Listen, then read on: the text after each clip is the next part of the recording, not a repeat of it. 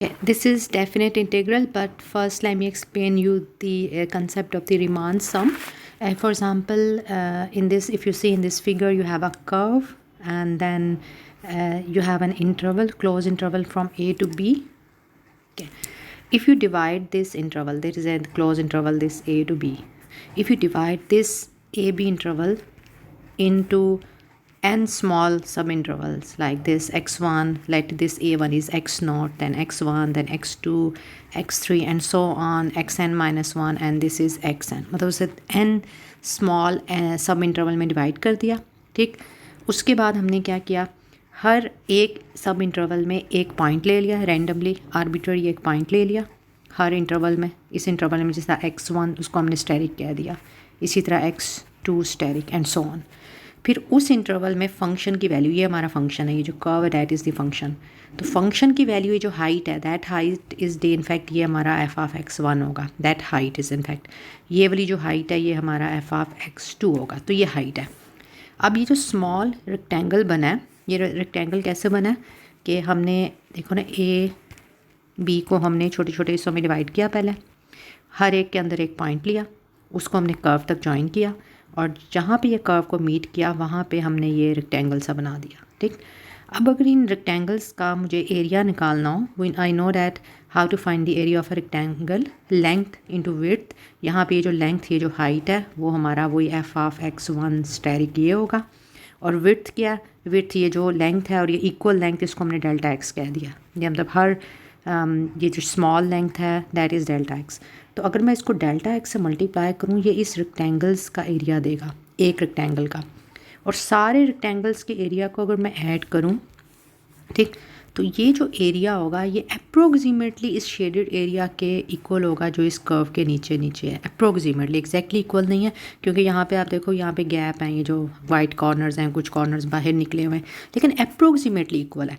लेकिन ये अगर मैं ये जो इंटरवल्स अगर मैं इंक्रीज़ करती जाऊँ, मतलब कि ये मैंने अगर फॉर एग्जांपल 10 सब इंटरवल बनाए थे, अगर मैं उसको 20 कर दूँ और 30 कर दूँ, मतलब इंक्रीज़ करती जाऊँ, फिर ये गैप जो है ये गैप कम होना शुरू हो जाएगा। लाइक आप यहाँ पर अगर देखो एक फिगर है, अब मैंने ये इंटरवल और छोटे कर दिए तो ये गैप और कम हो गया, तो इसका मतलब है वो और क्लोज हो रहा है। ठीक, तो ये कंसेप्ट है रीमान सम का। तो यहाँ पे जो आपका है ये वैसे जो कैलकुलस 2 में आप इसको ज़्यादा यूज़ करोगे। यहाँ पे एज सच आपके क्वेश्चन तो इससे रिलेटेड नहीं है, लेकिन जस्ट आइडिया देना था, क्योंकि some of you are maths major, so आपको ये वाले चीज़ें अभी से आनी चाहिए, लेकिन for rest of the students तो आप ये बस कंसेप्ट है ऑफ द रीमान सम, इसमें कोई इतना परेशान नहीं होना ये क्या चीज़ है या इससे रिलेटेड क्वेश्चन आएंगे, ऐसा नहीं है। क्वेश्चन आपके क्वेश्चंस होंगे, वो आपने सॉल्व करने होंगे। इसमें ये सिर्फ आइडिया देता है रीमान सम क्या है कि आपका ये कर्व है, ठीक, ये इस इंटरवल में हमने छोटे छोटे सब इंटरवल बनाए, हर सब इंटरवल में एक पॉइंट लिया और फिर हमने छोटे छोटे रेक्टेंगल्स बनाए। उन रेक्टेंगल्स का एरिया जो है, उन सारे एरियाज़ को हमने ऐड कर लिया, ये उनके एरियाज़ हैं, इनको ऐड कर लिया। और ये जो होता है ये नोटेशन होता है फॉर सम, इसका मतलब होता है ऐड कर लिया। ये दिस इज समेशन साइन के फ्रॉम 1 to n, मतलब 1 से लेकर n तक है। ठीक, तो ये एरिया, और वो जो ये जो कैपिटल ए है ये वो शेडेड रीजन था अंडर द कर्व। ठीक, तो ये इसका जो एरिया है वो अप्रोक्सीमेटली उन रेक्टेंगल्स के सम का एरिया है, लेकिन अप्रोक्सीमेटली इक्वल है। लेकिन अगर मैं ये जो n है इसको अगर मैं इन्फिनिटी की तरफ अप्रोच करूँ, मतलब n इन्फिनिटी का मतलब है कि ये इंटरवल्स इंक्रीज़ होते जा रहे हैं, अप टू इन्फिनिटी होते जा रहे हैं, ये इंटरवल छोटे छोटे से ज़्यादा होते जा रहे हैं, उस केस में फिर ये जो अप्रोक्सीमेटली नहीं होगा, ये एग्जैक्टली इक्वल हो जाएगा। ठीक, और यही कंसेप्ट है डेफिनेट इंटीग्रल का। डेफिनेट इंटीग्रल में अगर तो ये लिमिट एग्जिस्ट करती है, यही लिमिट जो हमने यहाँ डिफ़ाइन की हुई है, अगर तो ये लिमिट एग्जिस्ट करती है तो इसी को हम ये इंटीग्रेशन फॉर्म में लिखते हैं, दिस इज़ डेफिनेट इंटीग्रल। यहाँ पे बस लिमिट लगी होती है, you have the limit here from a to b, this is called definite integral. लेकिन अब जो आपके काम की चीज़ है वो यहाँ से स्टार्ट हो रही है। ये तो पहले प्रॉपर्टीज़ हैं कि ये तो सिंपल प्रॉपर्टीज़ जो इंटीग्रल किया है कि आप कांस्टेंट को इंटीग्रेशन से बाहर लेके जा सकते हो, अगर दो फंक्शन ऐड या सब्ट्रैक्ट हो रहे हैं आप उसको स्प्लिट कर सकते हो। और हाँ, इसमें एक और चीज़ है कि अगर आपका a से b की तरफ आप इसको इंटीग्रेट करें और c एक और नंबर है a और b के दरमियान, तो आप पहले a से, मतलब अगर आप a से b की तरफ इंटीग्रेट कर रहे हो और c उसके दरमियान कोई नंबर है, तो आप a से c तक इंटीग्रेट कर सकते हो और फिर c से b तक, तो वो असल में वही होगा a से b तक, a से c तक एंड देन सी से बी तक, और फिर उनको ऐड करना पड़ेगा। और अगर आप लिमिट्स को स्विच करते हो तो यहाँ पे माइनस साइन का डिफरेंस आता है। और ये जो लिमिट है इसे लोअर लिमिट कहते हैं नीचे वाले को, और ऊपर वाले को अपर लिमिट।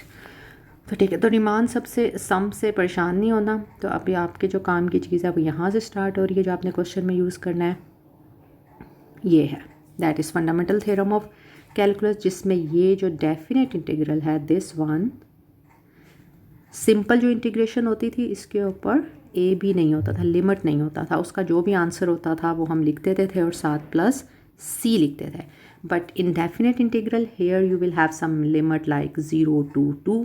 ठीक, करना उसी तरह जितने रूल्स आपके एक्सरसाइज 1 ऑफ इंटीग्रेशन में थे सेम वही है। तो इस एक्सरसाइज में कोई नई चीज़ नहीं है, आपने रूल्स वही हैं सारे इंटीग्रेशन के, आपने जो फंक्शन यहाँ पर होगा उसे इंटीग्रेट कर देना है। बस फ़र्क ये है इसमें सी नहीं आना, कांस्टेंट नहीं लिखना, और फिर जो आंसर आएगा उसमें एक्स की जगह पहले आपने अपर लिमिट पुट करना है f(2) यानी f(b) यानी जो भी हमारा आंसर आया था f(x), उसमें अपर लिमिट पुट करना है एक्स की जगह, फिर सब minus sign and then f(a) lower limit. तो that is fundamental theorem of calculus, और ये चीज़ बस क्वेश्चन में यूज़ करनी है। Let's see this example. आपने इंटीग्रेट करना है 2 को, 2 कांस्टेंट है, इंटीग्रेशन से बाहर चला गया, यहाँ पे 1 है, 1 की इंटीग्रेशन क्या होती है x, 1 की इंटीग्रेशन x। अब ये लिमिट पुट करना है, जो अगर यहाँ पे लिमिट ना होती इसके ऊपर तो हम आंसर लिखते हैं 2x + c, ख़त्म हो जाना था। ठीक, लेकिन अब डेफिनेट इंटीग्रल है, सिंस वी हैव लिमिट और integration, so that's why c नहीं आएगा। और फिर आपने ये जो x आंसर है इसमें पहले अपर लिमिट पुट करना है x की जगह और एक बार लोअर लिमिट, और अब आपका आंसर आ जाएगा 6। Similarly here if you see x है तो x की इंटीग्रेशन x²/2 और लिमिट्स हैं 2 1, ये 1/2 को बेशक बाहर ले आओ यहाँ से। अब x² है, x की जगह पहले 2 पुट करना है तो 4 हो जाएगा, और फिर 1 पुट करना है, 4 - 1 3 and 3/2 is the answer. Same इसमें ये देख लो 2 टर्म्स हैं, 5 का किस तरह होगा, 5 बाहर चला जाएगा और इसकी इंटीग्रेशन x आ जाएगी, और लिमिट है 1 0, पहले अपर लिमिट 1 और फिर लोअर लिमिट 0, तो आंसर आ जाएगा 5। तो फर्स्ट वाले टर्म का तो आ जाएगा 5। सेकंड वाले टर्म क्या है कि आपके पास एक तो 3 है, 3 तो इंटीग्रेशन से बाहर लिख सकते हो, नेगेटिव साइन भी उसके साथ है, एंड देन अंदर है आपका 1 - x² dx और लिमिट है 0 से 1। ये अगर देखो ये साइन इन्वर्स का फार्मूला था, मतलब ये साइन इन्वर्स बनता है, तो साइन इन्वर्स x, ठीक, -3 यहाँ आ जाएगा साइन इन्वर्स x, और लिमिट है 1 0, x की जगह पहले 1 पुट करना है और फिर x की जगह 0 पुट करना है। साइन 0 0 होता है इसलिए वो लिखा नहीं, वो 0 हो गया। तो साइन इन्वर्स 1, और साइन 1 किस एंगल पर होता है, π/2 पर। ठीक, तो ये इस तरह से है। इसी तरह 1/x की इंटीग्रेशन क्या होती है, ln x। ये जो ln के साथ ये जो चीज़ें मॉड में लिखनी है, क्यों, क्योंकि ln का जो डोमेन होता है वो पॉजिटिव होता है, नेगेटिव नहीं होता। अगर वो नेगेटिव है तो उसे पॉजिटिव बना देंगे, जैसा इसमें देखो ना ये नेगेटिव नंबर्स हैं, तो ये नेगेटिव नंबर को आपने इसके डोमेन में पुट करना है तो उसको पॉजिटिव बनाना है। ठीक, दैट्स वाई ln के साथ हम ये थ्रू लिखते हैं। तो 1/x की इंटीग्रेशन होती है ln x, ये हमें पता है। अब इसमें लिमिट लगा देनी है, पहले अपर लिमिट जो कि -1 है, and then minus lower limit. अब ये -1 एब्सोल्यूट वैल्यू में 1 हो जाएगा और -e एब्सोल्यूट वैल्यू में e हो जाएगा। ln e 1 होता है और ln 1 0 होता है, क्योंकि ln और e एक दूसरे के इन्वर्स होते हैं ना, कैंसिल आउट होकर 1 हो जाता है। और ln 1, क्योंकि ln का जो ग्राफ होता है ये 1 जब होता है तो उसका y क्या होता है, 0 होता है। ln 1 0, सो आंसर आ जाएगा -1। ठीक है, इसमें कोई न्यू रूल नहीं है in this exercise, just exercise number 1 of integration, वही सेम रूल है, सिर्फ आपने लिमिट उसमें पुट करनी है। अपर लिमिट आंसर में पुट करना है और एक बार लोअर लिमिट पुट करना है, और लोअर लिमिट का जो आंसर होगा उसको अपर लिमिट के आंसर से सब्ट्रैक्ट कर देना। बाकी सारे रूल वही हैं। यहाँ पे भी देखो 5 को हम बाहर ले गए, साइन की इंटीग्रेशन होती है माइनस कॉस, माइनस को भी बाहर ले गए, उसके बाद कॉस में पहले upper limit, this limit is upper and this one is lower limit. Upper limit cos of π/2 0 होता है, कॉस ऑफ 0 1 होता है। ठीक, तो आंसर आ गया 1/2। सिमिलरली ये आप देख लो सेकेंड स्क्वायर की इंटीग्रेशन होती है tan, अपर लिमिट पुट किया, लोअर लिमिट पुट किया, tan 0 0 होता है। ये भी साइन इन्वर्स हो गया। इसी तरह आप ये सारे क्वेश्चन देख सकते हो। ठीक, let's do this example number 8 में आप देखो नीचे वाले का डेरिवेटिव अगर ऊपर है तो हम लिखते हैं ln ऑफ द डिनोमिनेटर, ठीक। तो अब नीचे वाले का डेरिवेटिव e तो कांस्टेंट है क्योंकि e के ऊपर x नहीं है। अगर e के ऊपर x होता तो e x की डेरिवेटिव होता ex, ये खाली e है, इसके साथ x नहीं है, तो this is just a constant, तो इसका डेरिवेटिव 0 होगा। और 2x का डेरिवेटिव 2, तो 2 ऊपर नहीं है तो 2 मैंने मल्टीप्लाई और डिवाइड कर दिया। अब नीचे वाले का डेरिवेटिव ऊपर है, जब भी नीचे वाले पूरे नीचे वाले का डेरिवेटिव ऊपर हो तो ln ऑफ डिनोमिनेटर होता है, ठीक। तो ये 1/2 बाहर और ये आ गया ln ऑफ डिनोमिनेटर। और अब लिमिट्स लगानी है, पहले अपर लिमिट e यानी x की जगह पहले e पुट करना है, 2e + e 3e हो जाएगा, और एक बार 0 पुट करना है, ये 0 हो जाएगा तो ln e, ठीक। इसको मैं ब्रेक कर सकती हूँ क्योंकि ln की प्रॉपर्टी है when the numbers are multiplied here, सो जब आप इसको स्प्लिट करते हैं तो सम हो जाता है। तो ln 3 + ln e, और ये ln e वैसे ही ये वैसे इसके साथ कैंसिल आउट हो गया, तो answer ln 3/2। Similarly example number 9, अगर एग्जाम्पल नंबर 9 देखो, हम इस 4 को लिख सकती हूँ 2 का स्क्वायर, और इस 3x4 को मैं लिख सकती हूँ स्क्वायर रूट ऑफ 3, क्योंकि मैं इसका स्क्वायर करना है ना ताकि 3 बन जाए, और x स्क्वायर, ठीक। ये आ जाएगा a स्क्वायर - x स्क्वायर। क्यों करना चाह रही हूँ मैं, साइन इन्वर्स वाला फार्मूला देखना चाह रही हूँ कि लगा सकती हूँ कि नहीं, ठीक। अब उसकी कंडीशन ये थी कि अगर मेरे पास यहाँ पर a स्क्वायर - x स्क्वायर ये होता था तो इसकी इंटीग्रेशन होती थी साइन इन्वर्स x/a, ठीक। लेकिन x यहाँ पर x होता था तो उसका डेरिवेटिव 1 ऊपर होता था। Instead of x here I have square root of 3x square, क्योंकि ये तो स्क्वायर बाहर है ना, ये अंदर वाली चीज़ x होती है ना, तो मेरा x जो है वो है square root of 3x square, इसका डेरिवेटिव ऊपर होना चाहिए। अब इसका डेरिवेटिव क्या होगा, स्क्वायर रूट ऑफ 3 तो एज इट इज़, और x स्क्वायर का डेरिवेटिव 2x, तो ये चीज़ ऊपर होनी चाहिए, 2x into square root 3। I have already x here, so I need 2 into square root of 3. So 2 into square root of 3 is just a constant, so I can multiply and divide by 2 square root of 3, ठीक। तो multiply divide वाला बाहर लिख दिया, multiply वाला अंदर। अब इस x के जो x जो है in this case it's my f of x, तो derivative of f of x is in the numerator, so sine inverse of x mean के वो f of x/2, और अब लिमिट पुट करना है, पहले x की जगह 1 और फिर x की जगह 0, और साइन 0 0 होता है, साइन इन्वर्स 0 भी 0 होता है, तो 0 में तो 0 आ जाएगा, 1 पे करेंगे तो आ जाएगा sine inverse of square root of 3/2, और साइन स्क्वायर रूट ऑफ 3/2 होता है 60 डिग्री पर, और 60 डिग्री होता है π/3, π/3 इस 2 के साथ 6 हो जाएगा, ठीक। सिमिलरली आप ये वाली एग्जांपल देखो, इसमें भी हमने 4 को लिखा 2 स्क्वायर, ठीक, और x को लिखा स्क्वायर रूट ऑफ x, यहाँ पे आई थिंक मिसिंग है स्क्वायर रूट ऑफ x, इस x को लिखना चाहिए था स्क्वायर रूट ऑफ x का स्क्वायर करके, ठीक। तो ये यूँ होना था 2 square minus square root of x का square, and then this one and then this. Here in this case my f of x is not x, is square root of x, okay. In order to write its integration as sine inverse of that function, the derivative of that function should be in the numerator, and derivative of square root of x is 1/2 square root of x, so that function should be with it.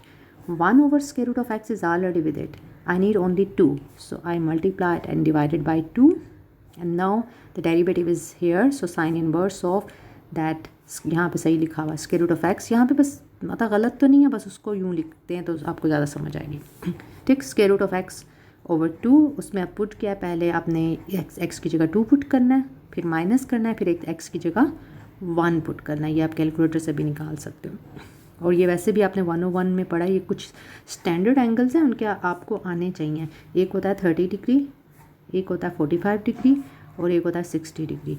30 degree होता है π/6, 45 degree होता है π/4, और 60 degree होता है π/3। इसको याद रखने का सिंपल आसान तरीका ये साइन के लिए बताती हूँ, साइन ऑफ थीटा, मतलब ये अगर थीटा है मेरा, ठीक है, ये थीटा है अगर, तो साइन ऑफ थीटा, आप यहाँ से स्टार्ट करो, डिनोमिनेटर में सबके 2 है, सबके 2 है, और यहाँ पे स्क्वायर रूट सबका है। स्मॉलर एंगल से स्टार्ट करते हैं, 30, फिर 45, फिर 60, स्मॉलर में 1 रखना है स्क्वायर रूट के अंदर, 40 उससे जो बड़ा है उसमें 2 रखना है, सबसे बड़ा है 3 रखना है। ये ईजिएस्ट वे है टू रिमेंबर दीज एंगल्स के साइन 30 क्या होता है, 45 क्या होता है, 60 क्या होता है। ठीक, ईजी है। स्मॉलर टू लार्जर लिख लो, 30, 45, 60। डिनोमिनेटर में सबका 2 है। अब ऊपर क्या है, जो स्मॉलर है उसमें 1 है, जो उससे बड़ा है उसमें 2 है, और जो सबसे बड़ा है उसमें 3 है। That is for sine, not for cos. ये साइन का है। कॉस में क्या है, सेंटर वाला सेम रहता है, ये दोनों स्विच हो जाते हैं। ठीक, मतलब कि कॉस ऑफ 30 ये है, ये वाला, और कॉस ऑफ 60 है, ये दोनों स्विच हो जाते हैं, सेंटर वाला सेम रहता है। मतलब साइन को आप एक यूँ पेपर में लिख लो ना एक बार याद करके, तो कॉस तो उसके ऊपर से खुद ही बन जाएगा, और फिर टैन उसके ऊपर से बन जाएगा, साइन ओवर कॉस। मतलब साइन की वैल्यू को कॉस की वैल्यू पे डिवाइड करना। फॉर एग्जांपल टैन ऑफ 30 चाहिए, तो साइन ऑफ 30 है 1/2, क्योंकि स्क्वायर रूट ऑफ 1 होता है। इसको डिवाइड करना है कॉस ऑफ 30, कॉस ऑफ 30 ये वाली वैल्यू है कॉस की, तो स्क्वायर रूट ऑफ 3/2 ये कैंसिल हो जाएगा, तो टैन ऑफ 30 आ जाएगा 1/स्क्वायर root of 3 which is square root of 3/3। ठीक अब यहाँ पे आप देखो रूल वही है। I can use the power rule here because the derivative of the base, if I want to use the power rule on sine, so sine is the base, the derivative of that sine is cos, but the derivative of angle is not with it which is 2, so I can multiply and divide by 2. Now the derivative of this sine 2x is with it, so derivative of this sine 2x is 2 into cos 2x is already with it, so now I can use here the power rule on sine. एक power add हुआ और उसके बाद हमने x की जगह एक बार π/8 लिखना है, और फिर माइनस करना है, फिर 0 लिखना है। ठीक, और ये आप उस टेबल से मैंने अभी आपको बताया ना, साइन ऑफ π/4 क्या था, स्क्वायर रूट ऑफ 2/2। ठीक, इसी तरह ये वैल्यूज़ देखो ना, ये मैंने यहाँ पे साइन इनवर्स ऑफ की वैल्यू ये कैसे लिखी है from that table if you remember. अगर मैं यहाँ पे जब 2 पुट करूँगी that is square root of 2/2। If you, ये इन्वर्स है ना, इसमें मीन के आंसर पता है, आपने वापस एंगल फाइंड करना है। तो ये वाला कौन सा होता था, एक था 1/2, एक में था स्क्वायर रूट ऑफ 2/2, और एक था स्क्वायर रूट ऑफ 3/2। ये 30 था, ये 45 था, और ये 60 था। 30 मीन π/6 उल्टा है, 3 है तो ये 6 है, और 45 π/4, और 60 है π/3। तो ये वाला कौन सा था, ये π/4 है, ये जिसमें 2 था। और जब 1 पुट करेंगे तो वो था 30 डिग्री, नहीं सॉरी 1/2, दैट इज़ यहाँ पे आई थिंक गलत लिखा हुआ है, चलिए मैं करेक्ट कर दूँगी। दैट इज़ नॉट π/2, क्योंकि आपने 1 पुट करना है, दैट इज़ नॉट 0, तो that 1/2 your is answer is that π/6, that is π/6 here, not π/2। ये मैं करेक्ट कर दूँगी। ठीक, और देखें कोई क्वेश्चन, चलिए ये वाला क्वेश्चन भी देख लेते हैं।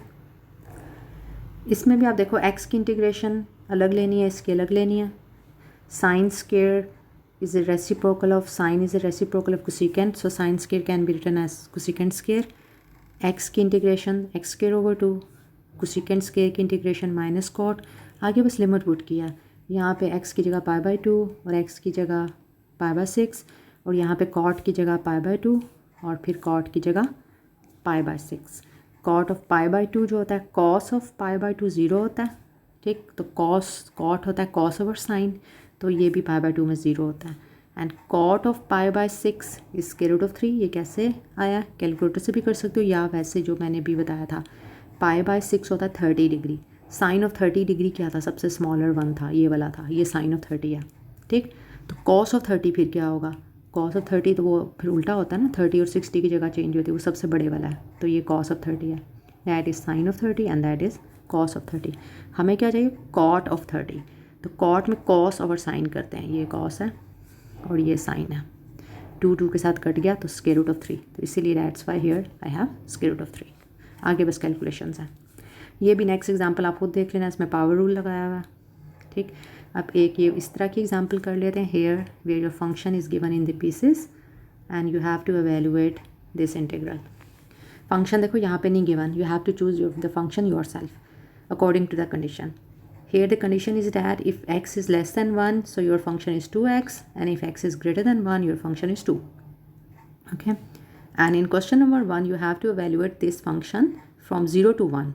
So 0 to 1 is less than 1, क्योंकि 0 से start हो रहा है और कहाँ तक है, 1 तक है, तो 1 से less है, तो इसका मतलब है I need to choose the function number 2 instead of this f of x.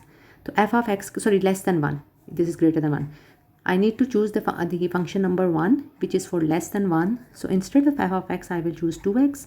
2 बाहर चला गया, आगे तो सिंपल इंटीग्रेशन है, सिर्फ इसमें फंक्शन चूज़ करना है आपने. फंक्शन चूज़ करने के बाद बाकी तो मेथड वही है जो इंटीग्रेशन में यूज़ करते हैं. अब इसमें विच function you will use for this one. Here your limit is from -1 to +1. Again is less than 1 because upper limit 1 है ना, अपर लिमिट 1 है, लोअर लिमिट -1 है. इसका मतलब 1 तक जा सकता है मैक्सिमम, -1 से लेकर 1 तक. इसमें भी 0 से लेकर 1 तक मैक्सिमम लिमिट दोनों के केस में 1 है. तो इसका मतलब 1 से छोटा ही है, ये 1 से बड़ा नहीं, क्योंकि 1 ऑलरेडी उसकी अपर बाउंड है. तो छोटा है, तो छोटे के लिए ये वाला फंक्शन था 2x. तो यहाँ पर भी f of x की जगह I will use 2x and then I will just integrate it.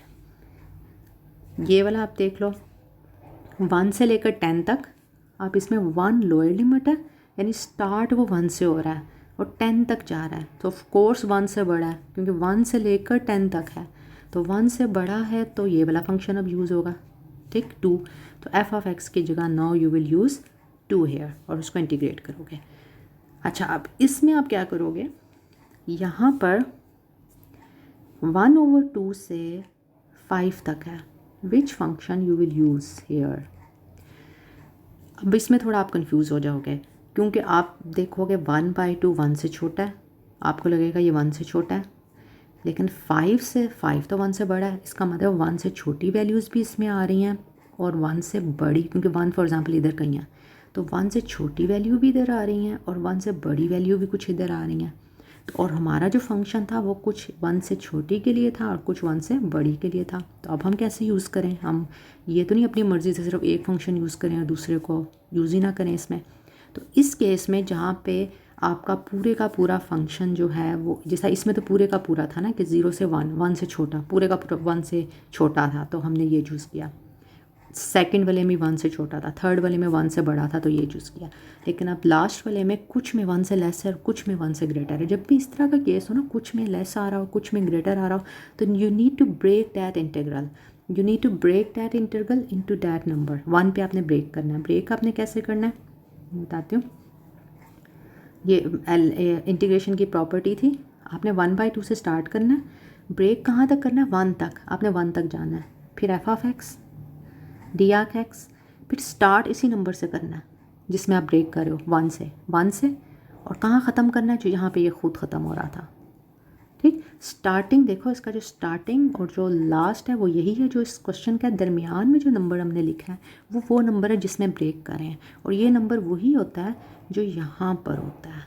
ठीक, क्योंकि अब हम इसको अलग अलग कर सकते हैं, क्योंकि जब हम यूँ लिखेंगे इसको, जब हम यूँ लिखेंगे, अब हमें पता है कि इसकी वैल्यू क्या है और इसकी क्या है. अब कोई कन्फ्यूजन नहीं है. 1/2 से 1 तक इज़ लेस दैन 1, ये ग्रेटर दैन 1 तो इसमें आ ही नहीं सकता. तो लेस दैन 1 वाला फंक्शन चूज़ हो गया. सेकंड वाले में 1 से लेकर 5 है, इसका मतलब 1 से वो स्टार्ट हो रहा है, तो ग्रेटर दैन 5 है, सॉरी ग्रेटर दैन 1 है, तो इसमें ग्रेटर दैन 1 की वैल्यू चूज़ की, आगे बस इसको सॉल्व कर लिया. ठीक, इसी तरह आप ये देख लो, इसमें 0 से 6 कह रहा है, आपने ये वैल्यूएट करना है 0 से 6, और आपको ये नंबर दिया हुआ है, f की 2 वैल्यूज़ दी हुई हैं. अब इसमें 0 से 6 है. ठीक, 0 से स्टार्ट हो रहा है, तो इसका मतलब है 0 भी है 1 भी है, 0 और 1 के दरमियान भी है, और ये इसका मतलब है 2 से लेस वाली वैल्यूज़ इसमें आ रही हैं. 2 इधर कहीं होगा, 2 से लेस वाली भी इसमें आ रही हैं, 2 से ग्रेटर भी इसमें आ रही हैं, 3 4 5 भी इसमें आ रहा है. तो इसका मतलब है अब हम इसको क्या करेंगे, इसको ब्रेक करना पड़ेगा. जब भी दोनों वैल्यूज़ उसमें लाई कर रही हूँ, मतलब ये जो दोनों फंक्शन हमें कंफ्यूज हो रहे हो कि दोनों इसके अंदर लाई कर रहे हैं, तो हमेशा आप इस वाले पे ब्रेक करते हैं. कैसे करते हैं, वही स्टार्टिंग 0 होता है, फाइनल 0 होता है, दरमियान में कौन सा यूज़ करते हैं, वो नंबर 2. ठीक, जब हम इसको ब्रेक कर लेंगे, अब ईजी है, इसमें कौन सा फंक्शन यूज़ करना है, ये 0 से लेकर 2 तक है. ठीक, इसका मतलब 2 से छोटा है, that is less than 2. I will use this function. Instead of f of x, I will use x squared, and in this second part which is greater than 2, so I will use this function. ठीक, आगे बस integration की है इसकी. ठीक, ये last example भी देख लें, दिस इज़ वेरी सिंपल. इसमें आपने 0 से 5 एफ ऑफ एक्स नहीं गिवन, ठीक है, लेकिन कुछ कंडीशन गिवन है। एफ ऑफ एक्स गिवन नहीं है, लेकिन हमें पता है हमने इसको इंटीग्रेट करना है, लेकिन कंडीशन क्या गिवन है, वो कह रहा है वही, यानी फंक्शन नहीं गिवन जिसको आपने इंटीग्रेट करना है। कंडीशन इस तरह दिया, कह रहा है कि उसी फंक्शन को, यानी उसी सेम फंक्शन को अगर 1 से 0 इंटीग्रेट करें तो आंसर -2 आ रहा है, और अगर 1 से 5 इंटीग्रेट करें तो आंसर 1 आ रहा है। मतलब आंसर दिए हुए हैं, उसी फंक्शन को इंटीग्रेट डिफरेंट लिमिट पे आंसर दिए हुए हैं, और इस लिमिट पे कह रहा है फाइंड करें। तो 0 से 5 को हम लिख सकते हैं ना, 0 से 1 और 1 से 5, क्योंकि 1 जो है वो 0 और 5 के दरमियान आ रहा है। तो 0 से 5 को हम लिख सकते हैं 0 से 1, और 1 से 5 हमने 1 ही क्यों लिखा है, क्योंकि इसने 1 का दिया हुआ, तो हमें ईजी होगा उसकी वैल्यू यूज़ करने के लिए। लेकिन ये 0 से 1 है, ये 1 से 0 उसने दिया हुआ है। जब भी आप लिमिट को स्विच करते हैं तो आंसर में नेगेटिव साइन का डिफरेंस आता है। तो इसको जब मैं लिमिट को स्विच करूँगी तो यहाँ माइनस आ जाएगा, ताकि मैं यहाँ पे ये वैल्यू यूज़ कर लूँ। और 1 5 की तो 1 गिवन है, ये 1 पुट किया, यहाँ पे -2 पुट किया, ये 2 + 1, द आंसर विल बी 3।